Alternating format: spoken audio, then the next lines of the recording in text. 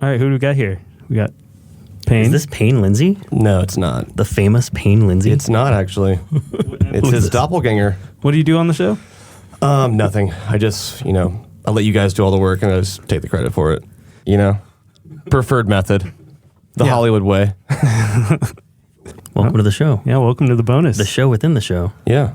The round table, except for it's square. It is, rectangle, but yeah. Yeah, true. They can see it. Yeah, I was bad at You can't. geometry, right? Is that geometry? It is. I think it's geology. Bad at all math. So Okay. Yeah, Dylan doesn't know for I don't sure. know math. One thing Dylan's definitely bad at in terms of math is adding up helium particles, Yeah. right? Turns out there's a lot of them. Turns out you need 10x what you thought you needed. We start to fill it up. Is it going in there? It's filling. It's looking great. I'm getting really excited. Very good. My confidence is up 90%, 95%. This is totally going to work. All right, really quick. Then all of a sudden, the helium tank just fizzles out. Didn't you think like the whole time that you were driving that the car was going to blow up because of these big ass helium tanks? Just driving through the mountains in Arizona with a big ass helium tank in the back, just bouncing around. I cracked the windows though, so I like how the guy just in case. the guy was like, "You don't know anything about this, and I'm not gonna help you strap this down or anything. You just we'll just throw it in there, let it roll around." He's like, "You're an American. You want to buy some helium? You got it." He's like, "You've never done this before, right?" And you're like, "Yeah, correct." And he's like, "Cool, I'm gonna give him some empty fucking canisters of helium then, and we're closed on Sundays, so fuck off." I'm convinced that would happen. Yeah. So what are we doing today? What are we talking about? Well, I guess we should. We kind of need to figure that out. We need to figure out what this show is going to be about, and when better time to figure it out than right now. That's true. I think we should do it on UFOs. Oh, like That's aliens. a good start, I think. Yeah. What if we talked about UFOs Yeah, What do you know I about mean, UFOs? as an after show of the UFO podcast? just a coincidence. That though. Just It's coincidence. smart. I dig that. You ever seen an alien? No, I wish. Have you seen an alien? Maybe I am an alien. Maybe we're all aliens. Payne is an alien. See, I'd I've buy never it. said that I wasn't an alien. Didn't say that I was either. But I didn't say I wasn't. You Maybe know? we'll find out. Also, what if I was an alien and I just didn't know it? What if we were all aliens and we didn't know it? That's what I'm saying. It's probably the case. Bring the weed out. Let's talk about Get this. baked. Maybe we talk about. I feel like if you listen to this podcast, then episode 1 through 8, we go through different stories with interviews and accounts from people that we all met and talked to in real life. Maybe we just expand on some of those stories and talk about, I don't know, maybe even some of the theories we had that didn't make it into the story, or a little side note that might be kind of interesting. Yeah. Something That'd be like awesome. that. Yeah. I'll start. I think his helium tank was my God. leaking. Yeah, let's start with episode. Was that episode 5? Episode 6 or something? Yeah. 6. The funny part about that is you were. I mean, it was not for the show. You were very, very disappointed in yourself. Oh, you were man. upset. That was one of the worst days of my life. I thought it was hilarious. And I did feel bad for you. I didn't laugh in your face, but I was like, "This is so fucking funny." You bought me a drink at the bar later. I did. It helped a lot, I'll say. And you just thought this was over. You had failed, and I mean, you did fail on the little part of it. But I was like, no, this was an experiment. I think that we still use this. It's actually interesting to me that we put all this time, money, and effort into trying to create a hoax, and we did fail. Now, I think on a round 2, we would undoubtedly put something in the sky that looks like a UFO. Absolutely, yeah. But it took it was a trial and error. We're in the right spot with the right materials, and all kind of weird shit went into it, and we couldn't get the fucker off the ground. Yeah. Came close. Yeah, I was like, okay, well, actually, that is the story that we're putting in there. Because I think it actually speaks to, like you were saying. I mean, it's when you see something weird in the sky, odds are it is either some sort of optical illusion, or somebody went through a lot of effort to put it up there to look like that, or maybe it's actually something, some sort of anomaly, some sort of unknown craft. I think, despite our failed efforts at getting a UFO in the sky, I think we learned the lesson of, hey, maybe some of those things you're seeing in the sky are actually weird. Totally. I mean, that was my big takeaway. It's like, as sad as it was to not get it off the ground, at the end of the day, in hindsight, I'm kind of glad we didn't, because it taught that better lesson, which is like, there is this huge level of effort that goes into making these things and making them really work. And we couldn't do it. We tried. I tried my damnedest. I really did. Couldn't do it. And for me, that adds some level of credence to a lot of these claims of things that float around. You see them all the time. And I think it takes away a little bit of people's ability to be able to say, like, no, that's man-made, because it's hard. It's really hard to do. Yeah, and there's really two camps that I've seen on the internet where it's like you either believe, obviously there's gray area, but you believe in everything that you see, every video, no matter how shitty, is a UFO, or you don't believe and every video, no matter how convincing, is not a UFO and it can't be a UFO. I think I don't think anyone should blindly believe anything. I think that is problematic, especially if you're trying to solve something. If you're trying to figure something out, you cannot just believe whatever is the most comfortable for you to believe. That's not a very scientific approach to something that has a lot of questions still. So I think that, for High Strange, I tried to stay as objective as possible and kind of test, like bringing in someone like Mick West, who is known on the internet as being someone who is a major debunker of claims. And from what I can tell, most of the time he's right. There's a lot of things on the internet that look like something and it turns out to be nothing.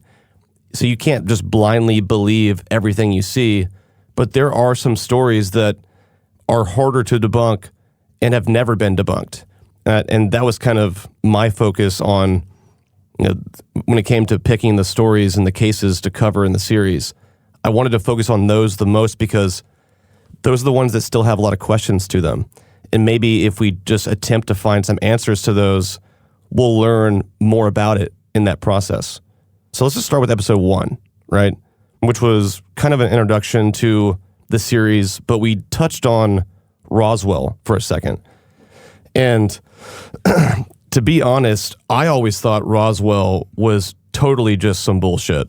Because that's the one you hear all the time, Roswell, New Mexico, and for years people have thought that a spaceship crashed there, but they've never been able to prove it. So I was like, this is just one of those urban legends at this point. But as I went through all the information, I realized that undoubtedly something had to have happened because of the response that was there. There's no way that this flimsy, tiny weather balloon that looks like, tinfoil, fell in the middle of the desert and caused all this uproar. That wouldn't make any sense. No one would even know about it. Something had to have happened to spark the attention. Now, maybe it went, the game of telephone went too far over the years and it wasn't as crazy as we thought, but there's no way that it was just this flimsy, tinfoil-looking weather balloon, and then that's it. If it was that clear-cut, I wouldn't be talking about it right now. And so to me, that was interesting. Just going back, you'd have to say that all these people are lying. So many people. And I bet some of them are lying, but power in numbers, you get enough people saying something, it makes you at least want to listen and dissect it some more and consider it as an option. What was your take on the Roswell incident? I was kind of the same way. I guess I leaned towards not believing it. I didn't think it was complete bullshit like growing up, but I was like, there's a big chance that never happened and that was not real or anything like that. But yeah, like you said, which happened with a lot of the stories, researching these stories for this show, there was so many times where I was like, wow, the further I dive into this, the more I believe it. The more like circumstantial evidence adds up that I'm like, wow, hold on. There's affidavits of people who were there. There's a rancher that saw part of the crash. Then there's another person like, I think a mile or two away that had some in his yard or whatever. And it's just, the more you read about it, you're like, well, wait a minute, the Army put out a broadcast saying that they recovered a flying disc. And it's like, why would they do that? Is that misinformation? And then that goes too far into conspiracy world, where it's like, that's a crazier conspiracy to me than the Roswell crash and it being... I feel like, the original broadcast that they recovered a flying disc, either that was just a mistake in terms of how they described it, just an innocent, like, why'd you say disc? And then it became some huge thing after that, or it was the truth. I think it was nothing deeper than that.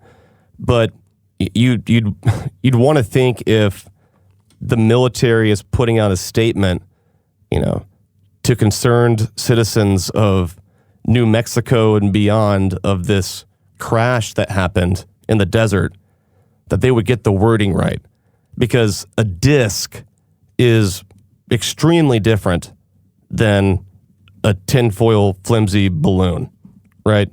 So I don't know. But you also make the argument that, somebody flubbed and, just used a word that maybe they shouldn't have, not thinking it would cause some crazy conspiracy theories for decades after that.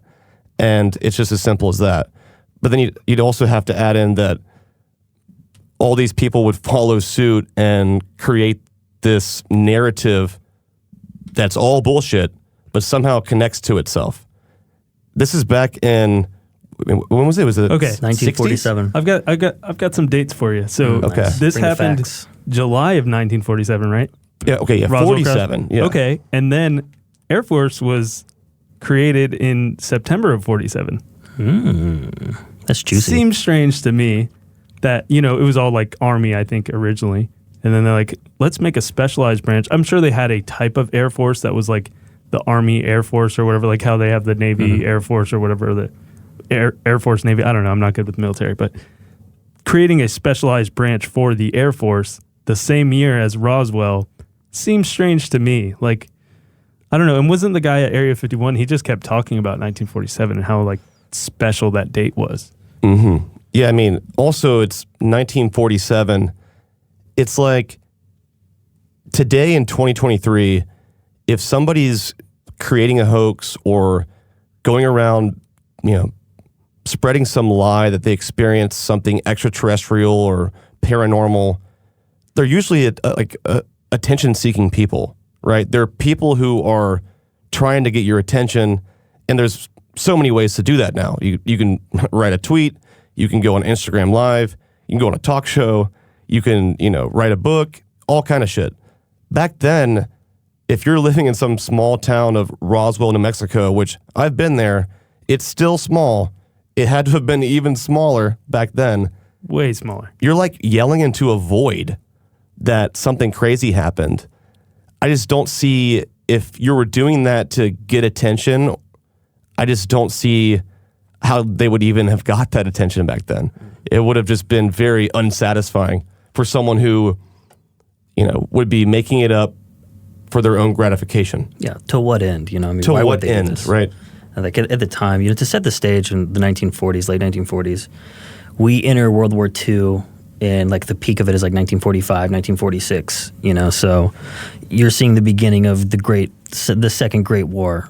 The whole world has changed by this, but the first time, at least in American pop culture, that you start to hear these accounts of these flying discs, this term "flying disc" came from just a random pilot in America who was flying over some mountains somewhere in the Midwest, and made a report that he saw like a fleet of flying saucer-shaped, like plate-shaped discs that were just flying around, like in a V shape, which is a weird thing for a pilot to say, especially at that time. It's really bizarre.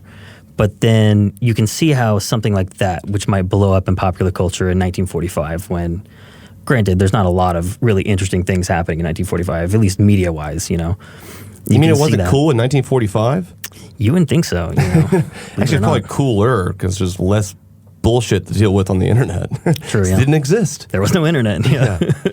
But I mean, you can imagine, how pop culture would take this idea of something like a flying disc and then just kind of run rampant with it. And you could see how that could spread over a year or two, to where in 1947, all of a sudden, the military, somebody in the military, some media rep in the military says, maybe we finally solved this enigma of these flying discs that have been in our airspace. During World War II, they were called Foo Fighters, and pilots all over the world saw these things, and they called them the flying disc Foo Fighters at the time, well before UFO was a term.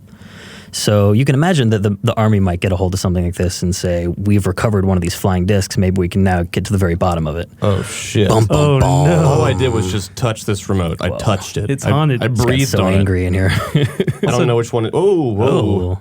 All right. Whoa. Moving around, getting all excited talking about aliens. Here's the thing. You have an excellent point on Roswell. I think undoubtedly that all these reports of flying discs happening in the 40s and in that time frame have over time influenced the Hollywood trope image of a UFO flying saucer, and definitely influenced people's accounts of seeing stuff that is odd in the sky. But I also think that it simultaneously exists with a real phenomena. They can both be true. That's the thing. I think that all these stories have influenced what people claim to see. And I would say for probably even a majority of weird sightings, they're probably something super normal. But I think there are some that are not easily explained away that could likely be extraterrestrials or some other intelligence beyond Earth. And it's not that black and white. It's easier to look at this topic of UFOs and aliens in a very black and white sense. But I don't think it's that simple. It can all be true as well. It could be true that a lot of them are fake, and it could be true that some of them are real. And if you're someone who doesn't want to believe, you're going to focus on the ones that are easily debunked. If you're someone who wants to believe, you're going to focus on the other ones. But it's like, how do we meet in the middle and recognize that they both can coexist, and that there likely is something else that we haven't been able to scientifically explain yet that will probably be explained at some point in human history. I hope so. I really hope so. I didn't say our lifetime. I just said human history, which I hope that's, that we're a part of that one. But shit, it could be a long time. I have no idea. Could be. It could be tomorrow. No. That's what they say on Twitter. It's coming soon. Disclosure. You just wait. I actually know everything. I'm just parsing it out. Oh, that's right. Yeah, some insiders reached out to you recently, right? They did, yeah. Oh, the Men in secrets. Black visited my house. They were super cool. We had cocktails, smoked cigars, and we just kind of shot the shit, right? And they told me everything. But they said, hey, look, don't tell them all at once. String them along a little bit, right? Tell them every day that something big is coming next. And say that until you die. Yeah. And then Yeah, right hook 'em. before you die, say some shit and then make up the rest. And then just confuse everybody. Then everybody will say it was a deathbed confession, so it must be the truth. It has to be the truth. Those always confuse me, though. The deathbed confession, like is that your last hurrah to be like, before I take my last breath, I'm going to fuck with y'all so hard. I'm going to say some crazy shit. It's not a bad way to go. I saw aliens at Roswell. You're like, okay, what the hell, dude? Like, he's not even alive to get a kick out of that. I was always like, when I'm old, when I'm 90 years old in hospice or whatever, if I make it there, I'm going to do heroin. That was always my thing, which I don't know why. What? It's like, well, what's going to happen? You're going to die? Who cares? Right. That's You know, true. Go out with a you bang. lived a life. That's true. Yeah. I want to try it. A Yeah, lot of people, if you're like 90 years old or above and you're on your deathbed, every drug should be legal. The doctors should go in there with this briefcase, like out of Pulp Fiction, and be like, what you want? Any of it. All of it, maybe. And they'll say, hey, this one might kill you. And they're like, that's all good. If you don't want to die yet, then maybe they shouldn't do that. But you should be able to sign a waiver that says, yeah, like I want to try LSD or, whatever. I want to do LSD and heroin if I'm on my deathbed. Same the time. same time? Same time. You might solve all the world's problems, but then you die, so you wouldn't really matter. It'd be a fun last 10 minutes if I make it that long. So let's jump from episode 1 to episode 2. Travis Walton is the entire episode, pretty much. How long has it been now? 45 years. 45 years and 3 months. But some things don't change, you know. What you mean? Some things about it haven't gotten any easier at all. I wish that this had never happened. It's not been a good thing for my life, for my family. In some ways, they don't even see the real me, you know? What are y'all's thoughts on Travis Walton? I'd like to ask you guys, because you guys were both there for the interview and I wasn't there. So Okay. just from your perspective, I mean, you guys met him, like you talked to him for hours. Like what were your thoughts about him, like when you met him? I mean, it seemed like he was completely lying and not. No, I'm kidding. No, I 100% believed him. Like that was one of the ones definitely when we were doing the research for the show, and Payne was like, "Hey, I'm thinking this case, this case, this case." I was like, I don't know about abduction stuff. You know, I was most on the fence about, not even on the fence. I was on the other side of the fence. I was like, nah, I don't know about abductions. I don't think they're real. I don't see how anyone can believe these. After sitting there and talking to, or recording him, I 100% believed him. Like, there's no way, or he's the biggest scam artist I've ever read about, researched, anything with. He's like world record holder scammer, if that's Right. true. What was it that really like won your mind over? What convinced you that he was telling the truth? Honestly, just the way he was talking, the way he was so sincere, the way he was apprehensive about even coming to us, like he wasn't like excited to talk to us. I don't think if he had the choice, I think if he was not as nice of a person, I don't think he would have done it. He definitely didn't want to talk to us. No. Fact. It seemed like he was reliving trauma, 100%, and it seemed like he didn't want to talk about it. And it just seemed like it wasn't comfortable for him, like all of it. Mm-hmm. I mean, when I read the story on the internet first, I was like, this is so batshit crazy that I want to talk to the person who's claiming this happened to them. Mm-hmm. Like, I felt like no matter what, that's going to be interesting. If someone's making this totally bizarre, wild claim, all these years later too, like, what's he going to say about it now, right? And so that was just my, general interest at first. But I guess I was kind of taken aback by how serious he was about it. Like, to me, the way that he told the story to us, the way that the way he was emotionally when he was telling it, those were all signs of something that I've seen before in someone who's had, reliving something that was traumatic that happened to them.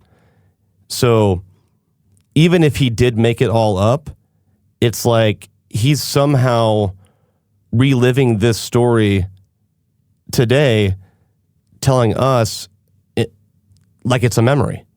And, it's one of those stories where it's so out there, it's almost just easy to dismiss on the surface, but there's so many different parts to it. And I've seen people online who, are like, he's lying, blah, blah, blah, blah, blah. And like, somebody said, I don't know where it was, that, he's been proven to have lied. They actually made all this up because they were about to lose their logging contract. I'm like, that's not fucking true. It isn't. I've researched this case pretty hard. That isn't true. And that's not a good enough reason to, for 40 plus years, keep up some crazy lie. They don't even work out there anymore. They don't even do that anymore. How much were they even? I feel like they weren't even making that much money. It wasn't like a... There's no way a logger in 1975 in Snowflake, Arizona is making shit tons of money. I mean, I don't have the statistics, but I wouldn't even need to look. It's like, if I'm dead wrong, then that would be interesting. But that doesn't make sense. Yeah, there's no way. There's no way. And also just all of them lying to the police when it got serious, that's like something I found out after the Travis Walton interview. That was like, okay, well, this backs it even more. Like, why would they do that? Why would they all lie about this? 5 different accounts or 6 accounts? Yeah, 5 or 6. 7 total if you're counting Travis. Yeah. So I've landed on this as a theory. You know, I'll never know for certain if Travis is telling the truth about what he experienced because I wasn't there. There's nothing he can tell me to really prove it entirely, and there's nothing I can do to really disprove it at this point. But I think that if Travis is making it up, he's only making up the part where he's on the spaceship. I think that without a doubt, all these people on the logging crew definitely saw something weird in the sky. And Travis did run out there. And then they left and came back and Travis was gone. So if he's making it up, it started right then. And then you have to think about, okay, if he did make it up, did he just seize the opportunity? Was he like, oh man, we did see some UFO looking thing in the sky that spooked us. Do I hide out for 5 days and come back with this crazy story? That's one way. But it's just hard to explain where he was. And I think that genuinely his other crew members didn't know where he was. So he had to have been tricking them too. And then you'd have to say, okay, well, where was he? His brother and his mother were genuinely looking for him. So were they in on it too? Where did he hide for 5 days? Like what happened? Or did something strike him and he went into some coma state and then just came to? Like that would make more sense than him just saying, cool, they're gone. All right, what's my story? I'm going to live off the land for 5 days and then come back with this crazy story. What? For what? Why? Yeah, it's not even like media was that big back then. Like there wasn't like a CNN that he could go on, you know, at that time, right? Like there wasn't this huge thing where he's like, oh, I'm going to make it big. I'm going to be on all the shows and I'm gonna be on, right. Was he going to be on Johnny Carson? Like, no, what? No. I would be interested to see, because knowing the internet, this has to exist somewhere, but I'd be interested to see sort of a breakdown of when he started telling the different aspects of his story on a timeline. Like I'd like to see if his story has evolved over the years or if he's told the same story the same way for, 50 odd years. Like I'm really interested if his story is made up in response to people pushing back on him, or if even like his first accounts to the police told the entire story as he tells it today. You know, I think that would bring a lot of credence to his accounts from myself anyway. I don't think he's really changed any details throughout the years. Not really. Nothing major where, you'd be caught in some lie. If anything, I think certain parts have become more descriptive. Yeah, I was going to say that. So, which, I mean, he Makes could be sense. embellishing those parts and, he's just adding to the story where it's like the classic grandpa talking about walking uphill both ways to school in the snow. And there's always a new detail. You're like, bullshit. Or how big was that fish? Was it this big or was it this big? It's like there could be some of that going on. But it doesn't take away the basic elements of the story that he was on some spaceship. That's like, that part's never changed. yeah, honestly, what I noticed, because after we recorded him, I listened to the tape, and then I went back to the times he said it before for that exact reason. I was like, let me see if he changed his story. Coming from the true crime world, that's what we would do. We'd listen to, how did you tell it to Dateline, and then how are you telling it to us? And is there any weirdness with your story right now? Is there something I caught you in that lie? There was nothing. He told, did he talk to Barbara Walters? I don't remember now. But he told somebody in the 90s a couple more details. I'm like, oh, dang, he didn't even say that to us. But like, there wasn't an outlet like you'd have now to tell that story. Like immediately in 75 in the middle of nowhere, Arizona. Oh, yeah, one of my thoughts was if he made it up, I just think that's such a big commitment. That would be your life now. He had to commit when he was in his early 20s that I'm going to go the rest of my life with this as my identity. And maybe, he did make it up and he regretted doing that in his 30s, but had to stick with it because he didn't want to be, labeled a liar. But man, what a big commitment. And one more thing about this story is that there's not a lot of these stories, right? there's not a lot of cases of people, of a mass sighting of different people who were not that close, of what seems to be a real UFO in the sky, and then someone being missing for a period of time with a very bizarre story at the end. Now, there's other cases where a lot of people saw something, but like there's probably like 5 cases total where it's like this locked up. So it's an anomaly either way. It's interesting because of those elements. If Travis just came out of the woods himself and said this story, I'd have less reason to believe him. It's because of all of his coworkers who were there, who claimed to see the same thing, who were then under suspicion for murder.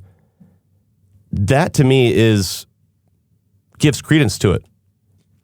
So if he was tricking anyone, he was tricking them first. Yeah, and going off of that, I started reading a book. I think it's by Robert Mack. It might be John Mack. I can't remember. But it's a book all about abductions. And once I started believing Travis's story and like, hey, I think he was abducted.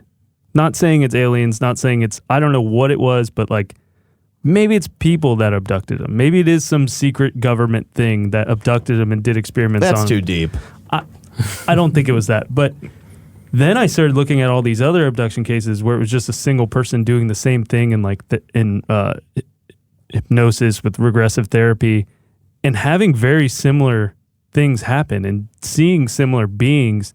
And the author of that book, when I started reading it, he kind of goes into like, I'm talking to people who have never talked to each other, never put their story out there. Like it's not public knowledge, and they're saying the same thing.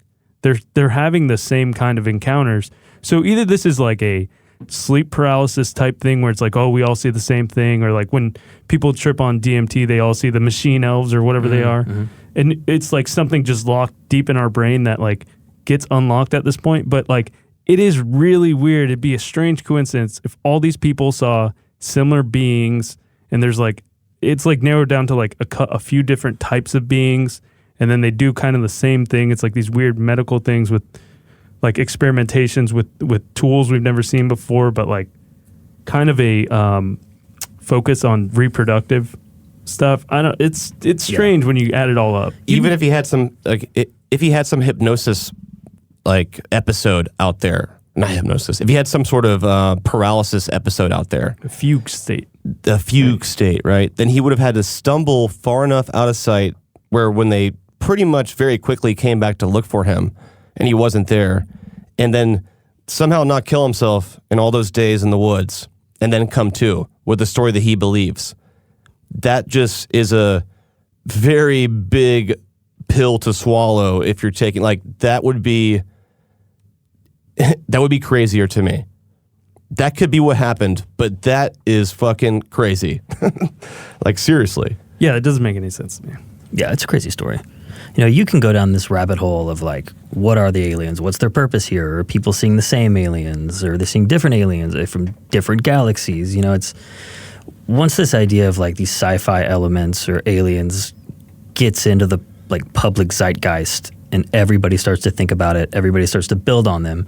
And you could argue that a lot of these like abduction cases, even Travis Walton's, is maybe he saw some sci-fi film, you know, and he saw something like that. He saw some aliens in an old The Day the Earth Stood Still in like 1950s or whatever, and he just formulates a story around it and then just sticks to it. And he tells it once and it's out there, it's in the zeitgeist, and now he has to stick to it forever. And he can embellish it as the years go on, but he knows that it becomes more and more, it becomes harder to disprove his story the longer he tells it. And because he's been telling it for so long, it's hard to disprove. You know, he's made it bulletproof. He's built the walls around it. He's made it perfect.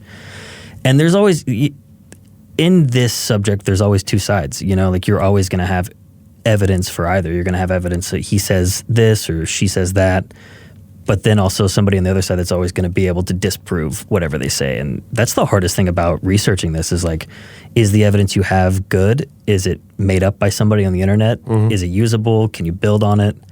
And you just never really truly know. I mean, no matter how much information you have, you can never really know if it's the truth. One of the problems, I think, is people instinctually need some sort of deeper reason behind everything. You know, they start asking the questions like you just posed. Why are they here? What are they doing? What do they want from us? And I think that's such a naive take. I think that you're overlooking all the things that are important. If we're talking about some advanced intelligence, then that has to be accounted for when you're thinking about it. It's like if we're in elementary school and there's 20 kids out there playing on the playground and 19 of them are super big for their age and could, beat any of the other kids' asses, and there was one smaller kid who hadn't had his growth spurt yet, they're not going to all just pick on that kid. So like, I feel like the idea of the fear of them wanting to do something to us, I think is a little bit, I guess, unwarranted. And I also think that it's, how do I say this? Like, I think that we want there to be some special reason because we're so used to being at the top of the food chain. We need there to be some, romantic reason as to why they're here, as if we're going to just join forces and take over the universe together. I think that if you're coming from a place that's so far away we can't see it, or close by and we can't see it, in crafts that we can't mimic what they do, then you already won. It's like, the car has been around for how long? Like that was like a 1900s thing. Like it really became a thing. It's like we're way so far behind that it's just almost, it's silly to think that they would want anything from us. What would they want? What would we have to offer? Water? I mean, like, for real. I think that you gotta, and I don't know anything, but it's such a small-minded take to feel like if there's some advanced civilization out there that they owe us anything, or that they would be interested in us to the point where we're going to sit down and have tea and talk about something. They're like, look, we already know all that shit. We know that you guys don't know that shit yet. We're not even going to talk about it because you won't even believe us. And if we showed ourselves to the world, we already know that you guys would probably end up killing yourselves because it would just dismantle a lot of our fundamental beliefs. If they're that advanced, they would know that. They would. Yeah. We would know that if it was the other way around, right? Absolutely. So I think that's what it is. And shit, they may have seen that before. They may have, gone to the plants like, oh yeah, don't touch that. It's like the same thing of like there being some, part of a national park where it's like, don't go in there, don't touch those plants. This is like a sacred, don't mess up their environment in the swamp. It's, same idea. It's like if you do, there'll be a ripple effect and the animals are going to die, right? It's like what's the word for that?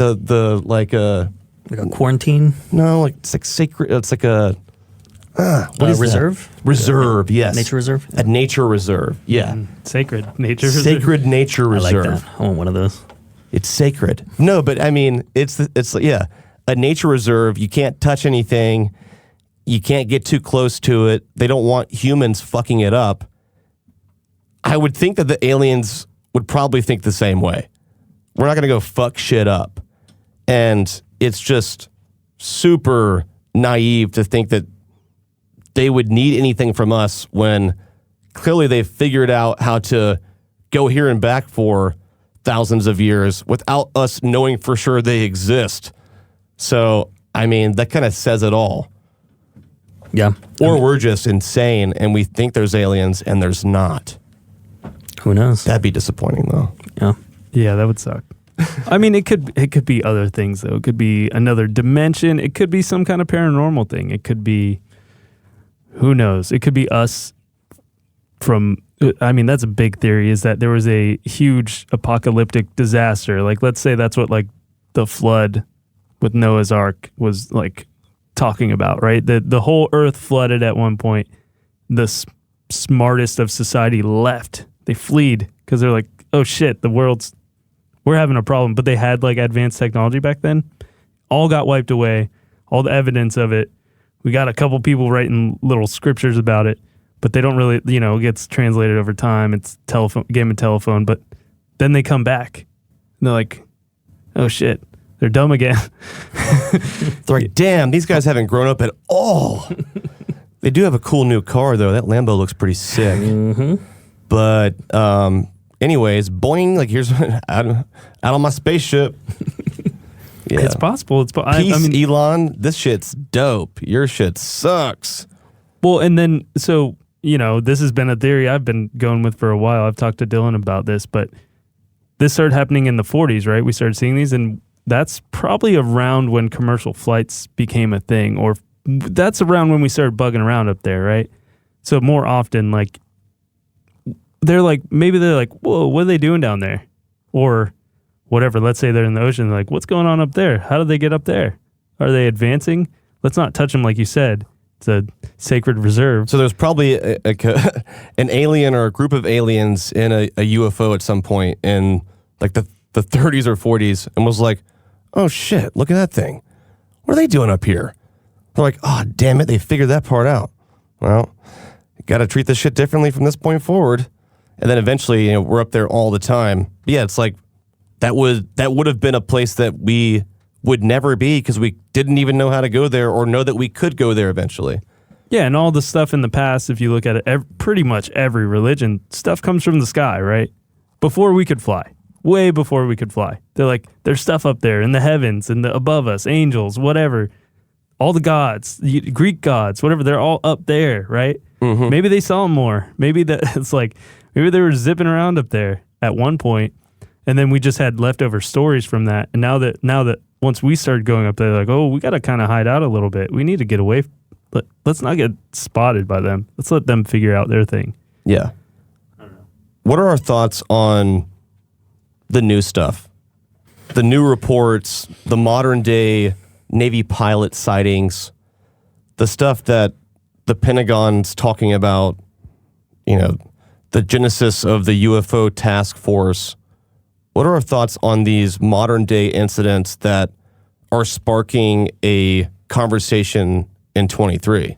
So I think it's interesting because I don't even know if I'd describe them as modern day incidents. I think it's the same stuff we've always been seeing. Mm-hmm. I think what makes this unique is that for the first time, the government is acknowledging it. They're acknowledging that they're recording these things off, the coasts of America, off the Navy ships. Our fighter pilots are recording these really crazy videos of things that none of them can explain, and I like to think that this stuff has always been happening. This is nothing new, maybe even for thousands of years. It's always been recorded in somebody's history.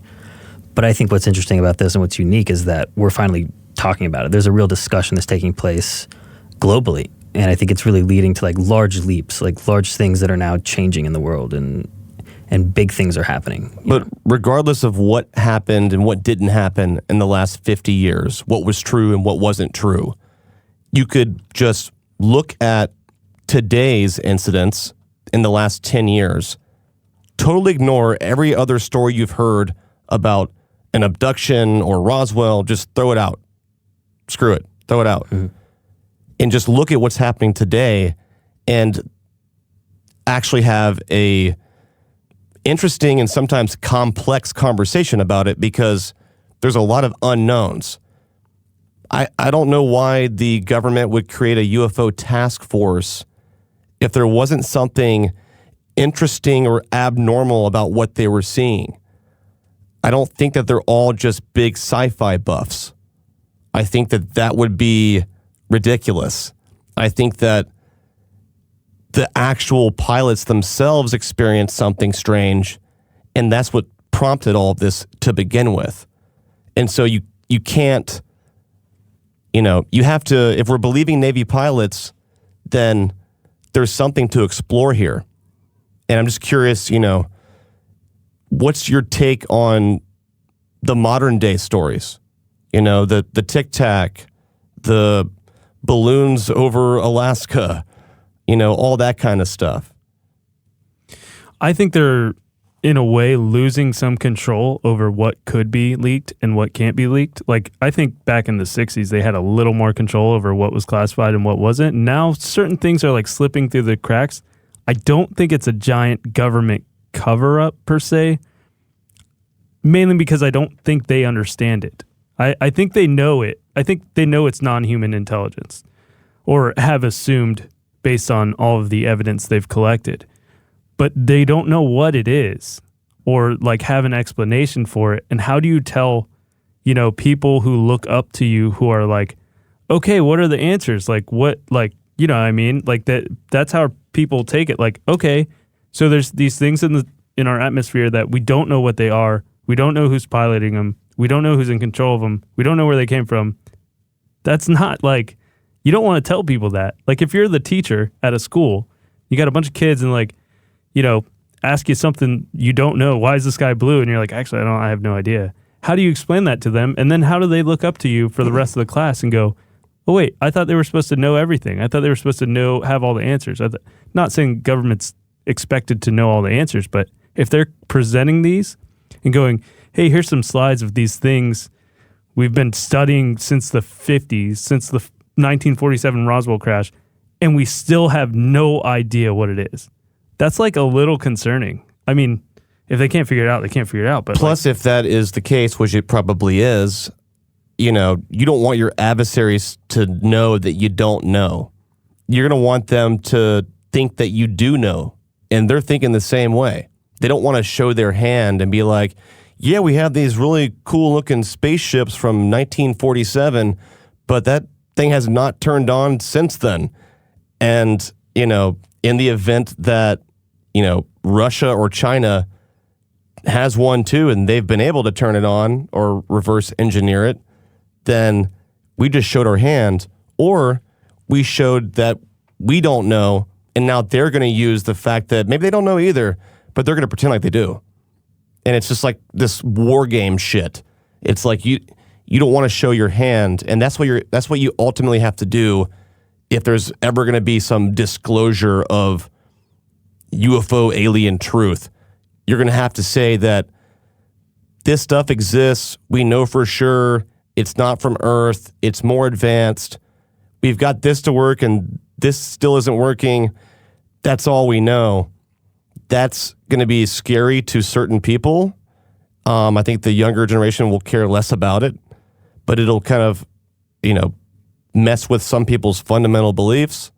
And you also signal to your adversaries that you don't know.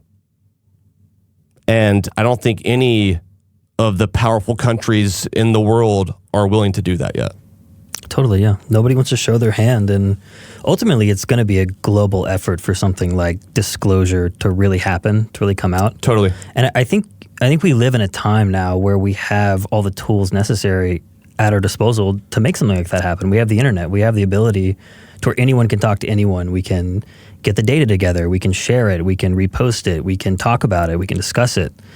And, you see these communities like Reddit where a lot of like cool stuff comes out, government sanctioned things. There was something that came out that Jeremy Corbell, I sent you guys last night. Yeah, I watched that video. It was cool. It was like, it's supposedly... It's pretty weird. Supposedly, it's a leaked video from Congress from the UAP task force showing one of the UFOs in the ocean captured by, one of our Navy destroyers. But that just goes to show you, it's like, I'm not sure that the government or the military are the people who should be leading disclosure. I really think if it's ever going to come out, because of all those things, because of governments not wanting to lose control or show their hands, I don't think they'll ever give us everything. They'll give us pieces. Disclosure is of no importance if you're someone in the government. Now, as the citizen, you would say, yes, it is. We should know the truth. But they gain nothing by telling you that they don't know anything. They lose something. They lose something, and they could stand to lose a lot, actually. So I understand it. It's just frustrating. But there's no benefit in disclosing anything, especially when you only have little pieces to the puzzle, when you don't have everything. That is scarier. So what are your thoughts on the balloon extravaganza of a few months ago, my take on it was that there was so many parts of it that were blatantly contradictory of itself. If you zoom out and you look at what happened that week, it first started with a balloon in the sky, clearly a balloon. It was white. It was a balloon. Citizens took videos of it. It was flying low enough to be able to actually get like a glimpse of it. And it was immediately determined to be a Chinese balloon. Pretty much immediately. They shot that thing down in American fashion, and they scooped that thing up out of the ocean. And they released pictures of them scooping it out of the ocean. So, okay, pretty straightforward. Then, not too long after, there was reports of other balloons, anomalies in the sky. The descriptions of them were kind of different, though. And in the course of a couple days, they shot down 3 more things in the sky that clearly they felt like they should shoot them down because they were either not supposed to be there or, I don't know. But I look at that and I say, okay, the timing of those 2 things cannot be a coincidence. I don't think there's some conspiracy here. I think that because it was publicly known that there was a balloon in the sky that hung out there for several days before we did anything about it, that if there's more anomalies in the sky, that we're going to, tell our citizens and the rest of the world that we're going to have a fast response to stuff like this. And they did. The problem is the description of the 3rd balloon in the sky is not a balloon. And I don't have it in front of me, but the way they initially described it was kind of like the Tic Tac. It was cylindrical in shape, size of a car or bigger, moving in weird ways. And that means they don't know what it is. Just my theory here, I feel like they seized the opportunity to take that fucker down, to take that thing down and try to study it. It's weird how there are, lots of pictures of the other balloons. There's even like a 20 megapixel photo from the cockpit of one of the jets a pilot took of this balloon clearly being a balloon. It's a great shot. It looks pretty cool. It's a selfie. It's a selfie. That's a badass selfie. But there is nothing at all of the 3rd balloon over Alaska. And of any of the 3 after. There's no... Yeah, there's no photos. And it's or classified. You can't even, Nope. You can't request it. Why would it be classified? If it's the same thing that we all saw publicly from China, why is it classified? Or if it's, some, citizens experiment that got out of hand, why would that ever be classified? Just come out and say, guys, it's really a nothing burger. It's actually this, unless it wasn't. So my theory on this is that when the first Chinese balloon flew across, it's a surveillance balloon. It flew across the United States, basically. People were reporting it in Montana and stuff. They're like, oh shit, that's actually not ours. Let's go ahead and wait until it gets over the ocean. It got over the Atlantic. They shot it down. They're like, maybe we should adjust our radars a little bit. Dial them into maybe you filter it out so you don't pick up all these weather balloons that are actually flying around. Because there's a lot of stuff up in the air that's just floating around. That's whether it's a hobby thing or, a weather balloon gathering info. We're studying all kinds of stuff in the sky. Now, when they adjust it to filter out less and allow the smaller things, they're like, oh crap, what are all these things we're seeing? And then my theory is that they tried to shoot them down, these 3 other objects, and they were unsuccessful. And they didn't actually shoot anything else down, but they may have supposedly got there was a guy in Alaska who was taking footage of them. They went to a place in the middle of nowhere. I'm talking about middle of nowhere, Alaska, in the Arctic to recover something. So clearly they went there because something came down. Because it wasn't an easy place to get to. Now, what if that's a hobby balloon and you just spent a $500,000 missile, Sidewinder missile, to shoot it down? That's embarrassing. You don't. If it was a hobby balloon, then the hobbyist would come forward and say that was my balloon because it's missing. That hasn't happened. Well, so somebody tried. I don't remember if it was that one or the one over the Great Lakes. Pay me back for my balloon. No, I think this was the one over the Great Lakes. But this is one thing that happened. So somebody said. And of course, all the news media is like ran with it. And they're like, yeah, okay, this explains all of them. They were like, yeah, we did have a weather balloon up around that area that stopped, the transponder stopped talking to us. It may have been ours over the Great Lakes. I'm pretty sure it was the one over the Great Lakes. But they're like, they also go down all the time, so it may not have been ours. So maybe, but like you don't come looking for your balloon. If you're setting up 10 of these and you're like, oh, like 3 or 4 of them are going to fall out of the sky eventually. You don't really like, you're not like, where's my balloon? Pay me back for my balloon. You know what I mean? It's like, it's the casualty. I mean, my thing is like, since when do we shoot down balloons? I mean, I guess since a couple months ago, we do that now. Haven't done it since then, though. Going back on the timeline of when those stories were coming out, I believe it was within a 24-hour period that all 3 of those balloons, with quotations here, balloons, were shot down, right? I think it was a week or 3 or 4 days maybe, but it was like every couple days there was another one. Maybe 2 in a row, but I don't. It was, yeah, can you? Yeah, I'll check it out. Yeah, look it up. Either way, it was within a couple of days, right? I feel like maybe it was a good time, like it was a win-win. If the government actually saw something in the sky that looked like it could be some sort of advanced craft, which could come from anywhere. It could have came from China or Russia, right? Or, another planet or dimension, who knows? If they saw something that, gave those characteristics, what a perfect time to seize that opportunity to take it down. So maybe you take that one down and you take down 2 balloons with it. And it's just super gray now what happened, and then the media just kind of stopped talking about it because, well, there's nothing more for us to learn, But I think that there's so much, picture evidence of these obvious balloons. But the most interesting one of them all that was conveniently shot down in the middle of nowhere, Alaska, what a perfect time to do that. It's like, I'm not saying I'm not trying to speak in conspiracy theory terms. I'm talking about like what an efficient time to do that.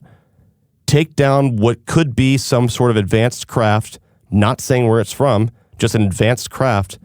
Take it down over the middle of nowhere, Alaska, where literally no citizen could get to, and do it during the same week that these Chinese balloons are taking over the media. And this response could look good. It's like, hey, we're defending our country. We're not going to have just random things in the sky. We're going to take them down. And it's just like a win-win. And, that theory could be completely debunked if we saw the photos and read the reports of what it really was and it ended up being some commercial balloon. I don't have that, so I don't know that. So I'm having to speculate. But based on the initial reports of what it looked like, how it was moving in the sky, and the lack of information following that, makes me think that, I think we shot down something weirder than that. And we're definitely not going to tell you what it is because they still don't know what it is. They're going to have to go back channel and go with some random guy in some department. Like, oh yeah, that guy's familiar with these things, whatever they are.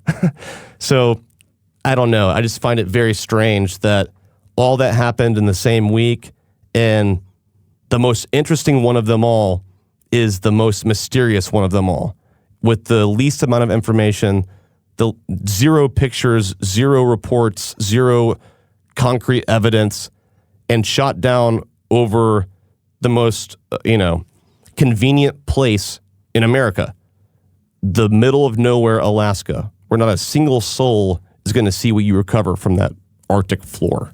Yeah. Like, I really don't think it's a coincidence that all of these things happened in the same week. Like if you put yourself in the perspective of the government or the military or even like somebody like President Biden, like you get this report of, hey, the Chinese are flying a spy craft over America right now. What are you going to do about it?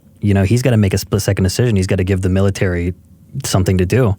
And we have this huge military. We don't want to look globally like these people who just let China just spy in our airspace. We're supposed to have the greatest air force in the world. We're supposed to have our skies locked down. So when something like that does happen, whether or not it was an accident by China or it was on purpose, who's to say? But the fact is it happened. I've said this theory to other people before, like just like at a bar or something, and someone who is against the idea, their immediate response is, well, if they're so advanced, how could we shoot them down? I'm like, okay, good point. But I'm like, what if what they shot down is just some, basic drone thing that's unmanned, that's just still out there doing a job that it doesn't even do anymore. And it's just like dinking around out there. I think that an F-18 could totally just go, potentially, they could also miss, but like, it's not impossible to take it down, I don't think. It's like, I'm not saying it's like a bunch of aliens, like, we're at war with them and they're like not able to dodge a missile.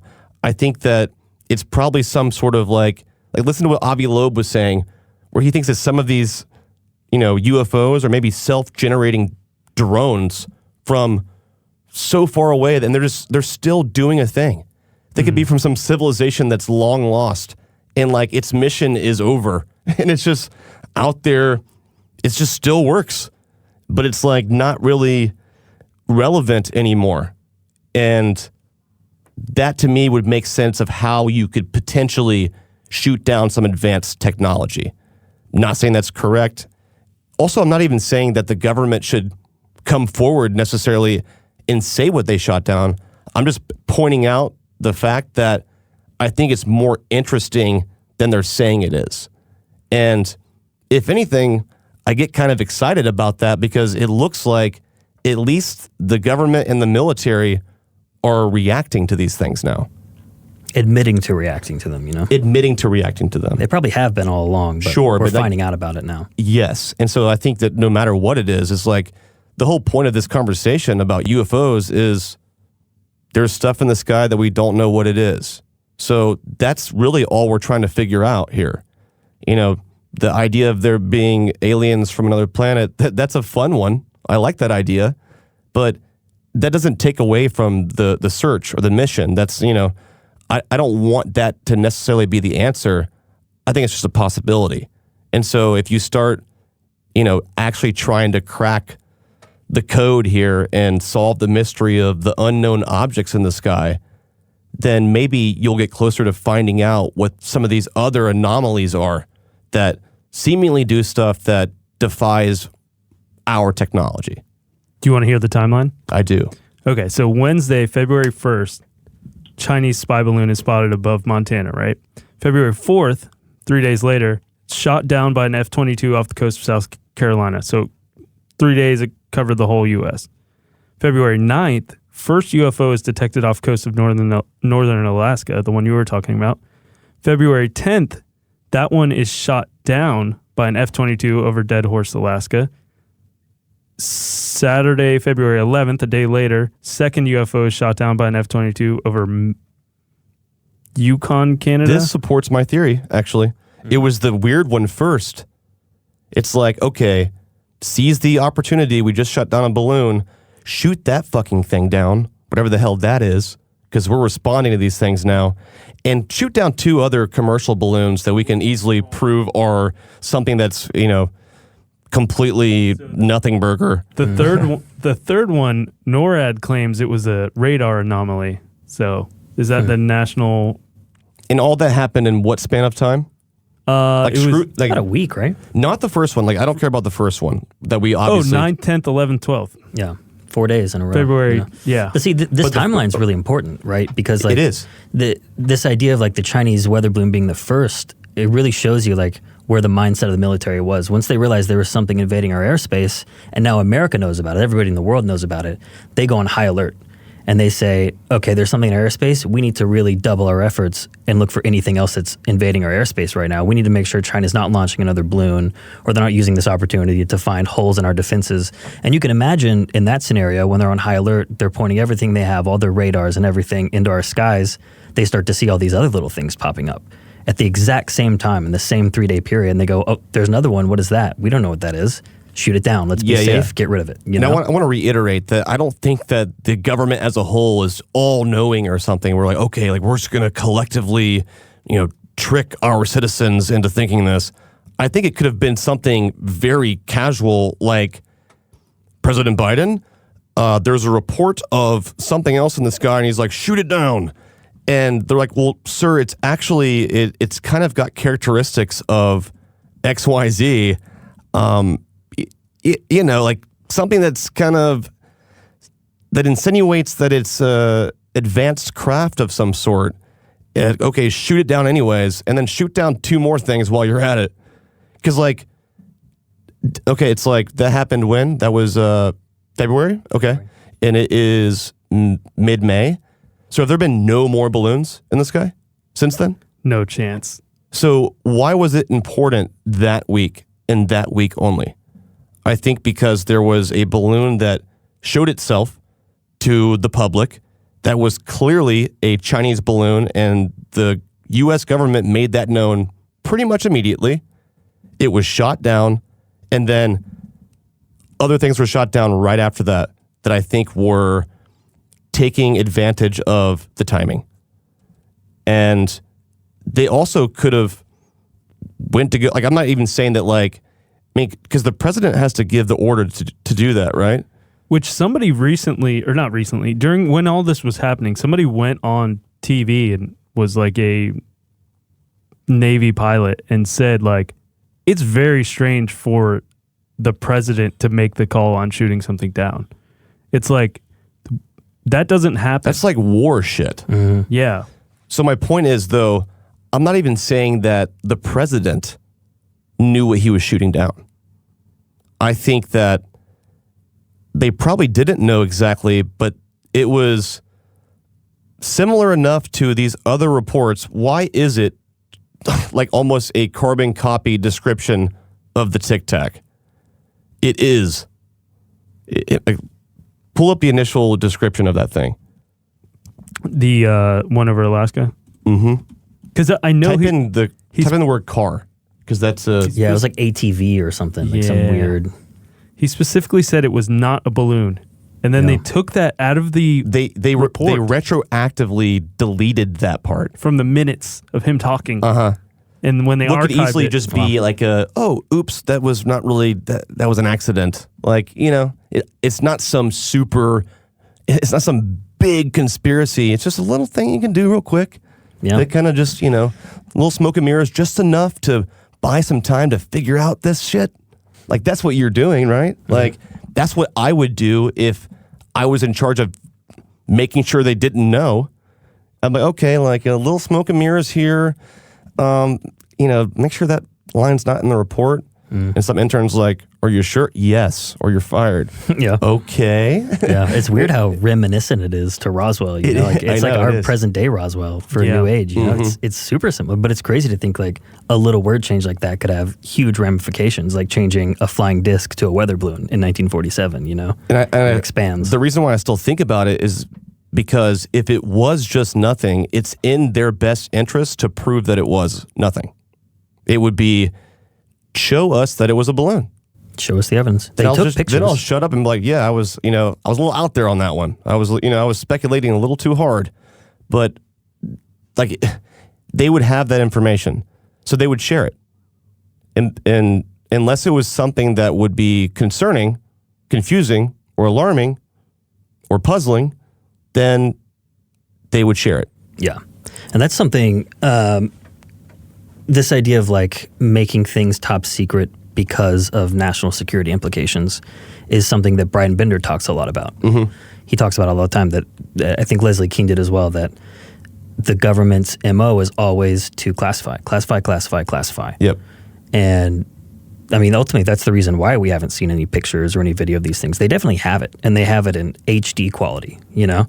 But they're always going to say, even if it was a weather balloon, if it was absolutely nothing, if it was a commercial, private funded weather balloon, we'll probably still never see it because they don't want us to know, because they would rather have it classified and not have to worry about the implications or the ramifications down the road of giving away anything. And it isn't even always about the craft itself. If it were a weather balloon, they may not want you to know that they've got a satellite that could zoom in 10,000 times and see something super clearly on the ground, and that may be what they took a picture with. And they don't want our enemies to know that we have that up there, you know? So you just never know what the national security implication is, but that's a lot of reasons why we have so little evidence. But wouldn't from the it be government. okay to say, hey, we shot something down of our own and everything's fine, but like it's classified? Is that giving away too much to the adversaries? No, but I think saying that, people naturally would say, prove it. You know, like, show us how you know that. And then if they say we can't do that, then you're kind of just back at square one and you've done nothing really. So why even give that information away? Why not just say it's classified and move on? It's bothersome to me because it was a very short period of time, in less than a week, that they treated one incident this way and another one differently. They treated one where they blatantly said what it was, showed off with high quality pictures what it was and video, and that they had shot it down and scooped it up, and then 24 hours later it's something similar, and silence. Totally. So yeah, they said it was cylindrical and silver-ish gray, about the size of a small car. So why would, like, you could even argue that could be a balloon. Well, why would a balloon way out there be of interest? Unless it wasn't. And if I remember correctly, and I could be wrong, so fact check me on this, but this thing was moving pretty quick, right? Like, wasn't the jet struggling to keep up with it, or they were like matching speed, which would have been like 400 miles an hour? Is there a description of how it moved? Or did they say that it was stationary? I could be wrong. They didn't say it was stationary, I don't think. Well, they do say it seemed to be floating without any sign of propulsion and was at the whim of the wind, but So that could be a balloon. they said did not have enough information to determine if it was balloon-like. They said Okay. it wasn't manned. Let's see. It interfered with the pilot's plane sensors. That's the weird part. That's the weirdest part, in my opinion. Interfered? So not picked up on the radars, and then also but interfered with. pilots couldn't figure out how it was staying in the air, which seems to rule out balloon. So no propulsion, not a balloon. Silver, metallic, Puzzling cylindrical. our pilots who are flying the most advanced craft that we know about in the world. That's interesting. And it's even more interesting that they closed the book on it immediately after, when days before they were an open book about allegedly the same thing. Just saying. Yeah, it's bizarre. You know, I really think that it was a situation where they got in over their head. They, you know, they saw this balloon. They But knew they still needed won. to shoot it. They won. Oh, absolutely. Like, they knew they needed to shoot down the balloon, and they did. But because so many people's eyes are now in the sky watching, everybody at that time, if you remember, everybody's got their phones out. Everybody's looking in the sky, hoping another balloon's going to fly over their state and they can get a video of it. Knowing so many people are watching the sky, they've got to double their efforts to make sure nothing else is going to fly through the sky. Nothing's going to fall on a town, kill somebody. So they're just on high alert. They see these other things. The other thing that I remember from the article that was interesting is the reason they decided they needed to shoot these down was because there was it was flying at an elevation that was dangerous to commercial aircraft, which means it was flying around. So were the Tic Tacs. Yeah, exactly. All these things seem to fly around like 40,000 feet. So when you say that and you say, okay, we don't know what this is, it's not coming up in like the FAA's database of approved things that should be in the skies. It's on our radars because we've tuned them differently to like check for these things now. What do we do with it? We gotta err on the side of caution and get it out of the sky, because if it interferes with the plane and kills 400 people, that's going to be a much bigger deal than if we just can shoot something down with one missile somewhere in Alaska, right? Whether or not it's an alien or not, from that perspective, being in the military, you have a responsibility to the citizens to get rid of it, to get it out of there. And it's very likely that if it were a UFO, even if it weren't, if they suspected that it were, they'd want to shoot it down and collect it. You know, if there's something they could learn from it, if they could develop our Air Force better, give us better technology, you're going to want to do that And I every think time. that's what happened, actually. I think so too. I subscribe to that. Yeah. They also said it wasn't an aircraft per se. Per se. It's more like a disc. I'm just kidding. Like a hovercraft. I mean, it is uncanny how similar the description is to the Tic Tac, though. And it's like, I'd totally eat it if I was wrong and it was just some balloon. And I would just say, well, you know, there were things that you said that made me think otherwise. You know, maybe be a little more clear on your description to the public of what it is. But I don't think it's that deep. I think it's probably is what it is. And on the surface, I don't have to go very far to think, it's a little weird. I think that they shot down something that was, you know, a little more interesting than the other things. And they don't want to tell us about it because they don't fully know either. Yeah. To like build on this and also tie it back into another episode, when we talked to Ryan Graves, he mentioned being out on, I think it was the Atlantic Ocean, somewhere like 60 miles out. And for years, he would see these things off the coast of America. And there have been reports from the Navy from both coasts that these things that, I mean, exactly match that description, just float out in armadas. I mean, in like several, like, I don't know how many. I think they said they had like 6 on the Tic Tac video. Like these things just seem to float out 100 miles off our coast. And if they're out there and they've been there since, if I remember right, he said since like 2014 is when he first started seeing them. It's likely these things are all over the world, you know, maybe in hidden places or places where there's not heavy population. But the odds that we shoot down 2 in a week, maybe it's not crazy that they're there. Maybe they're all over the place. And we just happened to see those 2 because we were looking. Yes, exactly. So I think you're right about that. The thing that makes me just most like this wasn't a balloon is that they were scrambled in the most expensive jets, right? They did visuals, got images, right? Definitely took photos of it, shot it down. Maybe they didn't. They say they recovered pieces of it. But when John Greenwald requested any images or photos or videos from these events, they're all classified. Mm-hmm. So why? Why? Like, is it some secret Russian or Chinese thing that we can't see? Why can't we see? We can't even see the debris of it. Like that, it's very, very fishy that they're not just like, hey guys, it was just a balloon. Here's some pictures of it. Because a few days ago, you guys basically told us that you will show us. Hey, look, this is that balloon, and we got it for you, America. And it was the Chinese, and we showed them. And it's like, okay, then just a few days later, the complete opposite. That tells me that it's something different, something more important in some sort of way. And what if it was? What if it was theirs? Right? It was some secret, some blunder like government. Yeah, that was Joe's weather balloon. It's always a weather balloon. No, I meant like, let's say it was Skunk Works or something. If there's so many damn weather balloons up there, why can't the meteorologists get the rain right? I mean, I feel like at this point, it's just maybe weather balloons just didn't really work that well or something. It was a primitive idea.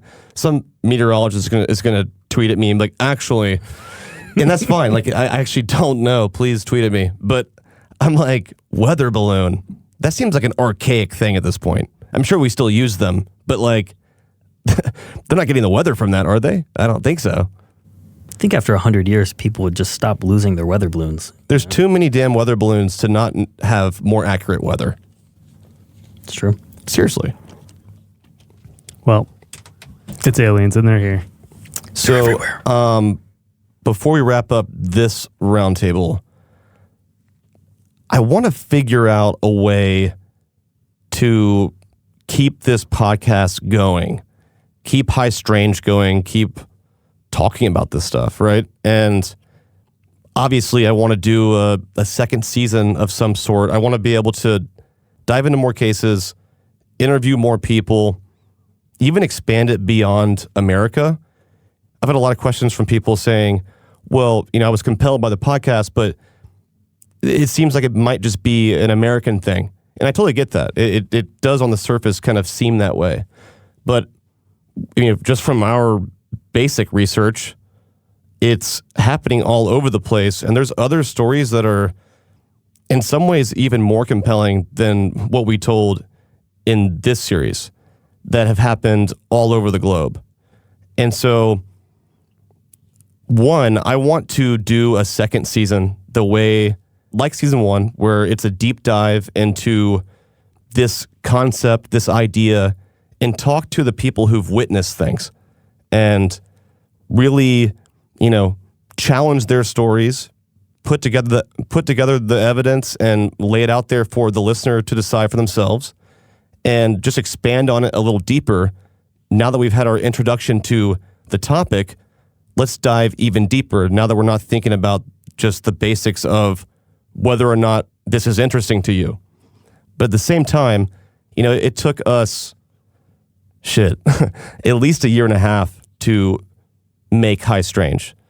Logistically, it was hard, traveling all over the country to talk to these people. But the cool part about it now is that I've had so many people email us and reach out to us with their stories, and all the people that I've met along the way, other journalists, have kind of plugged us into the pipeline a little bit, which has been really cool. And we'll have a lot better, more efficient access to do a season 2. All that to say, what do we do in the interim? I feel like we should keep talking about this stuff, like us. And we should decide right now to commit to a season 2 and just dive headfirst in again. And in the meantime, we should talk about the subject like a traditional podcast.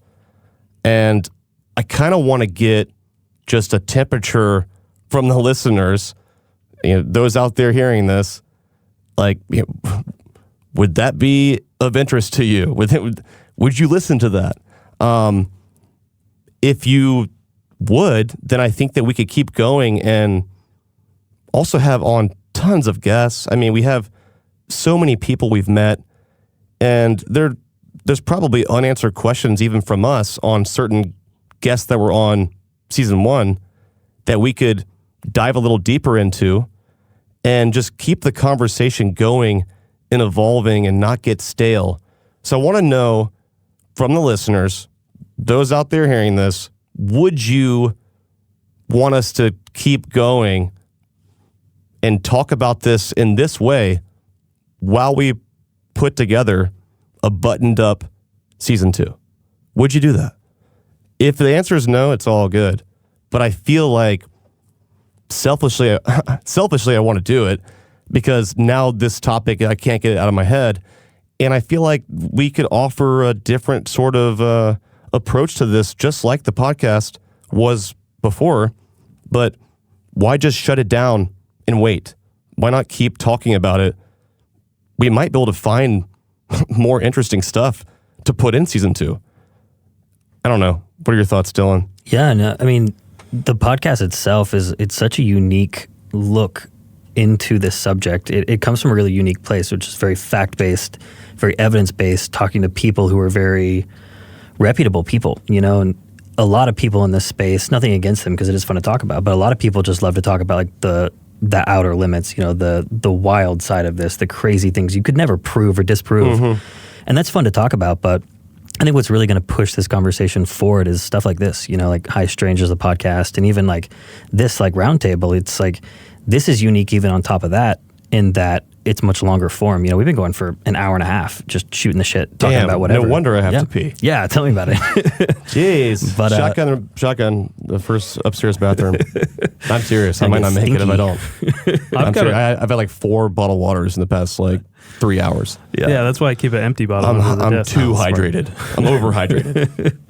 Yeah, but it's a cool platform, so I hope we get to keep doing it and get to expand on it because it'd be a lot of fun. Yeah, if you're game as a listener to keep hearing us ramble and also have some cool interviews and unpack some details for real, then I would love to know your thoughts on that, and we'll promise you a badass second season. And we'll update you right here along the way. Do we have like a tip line or something people can email? Ooh, They should know we about? don't. But I've got Payne's phone number. Just give them the phone number. Yeah, it's 3. What? I'm just kidding. Someone's gonna be like, cool. So if it starts with a 3, and he almost said 1, but what are the? Could you do that? Could you figure out? It'd be a lot of combinations. Good luck. If you call me and that's how you found it, then I'll talk to you for real. Well, I'll post it too. So Smart, yeah. I'll put it in the. We can just add that. Like, we should make a number. I think that I would love to talk to listeners about this. I also want more opinions in the room, more takes. I think that, we made this podcast not really having a fully formulated take on this. And it's a ever evolving thing in my head. And I want to talk to tons of different people, all walks of life, and just kind of get their 2 cents. Like, what are your thoughts on this? How does this make you feel? What kind of theory do you have? Like, let's just spark the discussion and maybe we'll get somewhere through that. No one's right or wrong here. It's an unsolved mystery. It's still unsolved, but it's going to stay that way unless we talk about it. Even if we learn tomorrow that it's all fake, which I think would be impossible at this point, I think that we would have probably helped push it to that answer still. So regardless of what it is, I think until we know for certain, a healthy conversation wouldn't hurt.